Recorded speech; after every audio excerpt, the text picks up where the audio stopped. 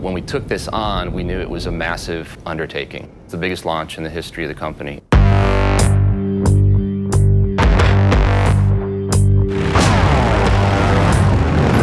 One of the primary ethoses that we follow is form follows function, but both report to emotion. You have to really look at every element of the motorcycle and execute it in a way that speaks to our ethos, which is authenticity, 115 years now of legacy.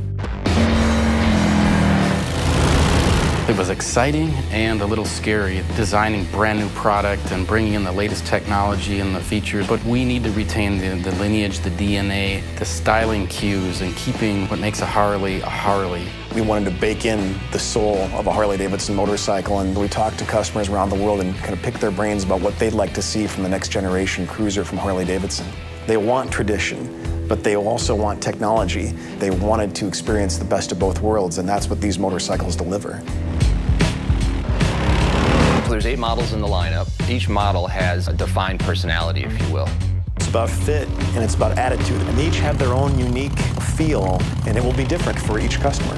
They'll find the bike that they'll fall in love with.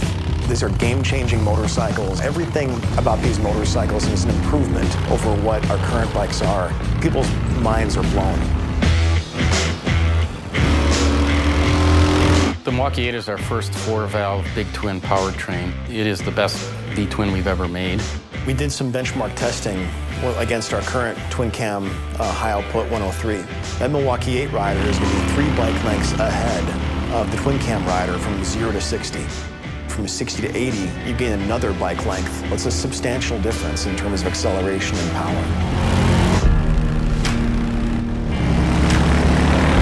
So let's talk about the Softail frame. Our very first motorcycles were rigid, so the rear wheel was actually rigidly mounted to the frame. They had a really beautiful aesthetic. There's a line that goes from the front of the motorcycle all the way to the rear axle. With the Softail, we're trying to emulate that whole aesthetic. We're trying to make the motorcycle look like it's a rigid, but it actually does function amazingly well because there is suspension that's tucked under there now.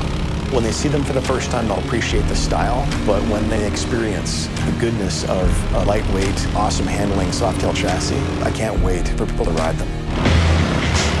One of the things we've achieved, I think, is a perfect balance of the best of Softails and the best of Dynas. That classic hardtail look, that hidden suspension, right? But we've also brought in the best handling. We've married the look and the performance into one architecture that will serve all the customer needs.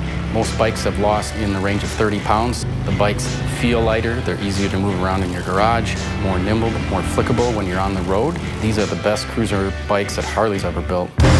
It's amazing, absolutely amazing, the work that's been done and what we've achieved, because the bikes are beautiful, they're executed just in such a premium way. And then they just ride. They ride amazingly well.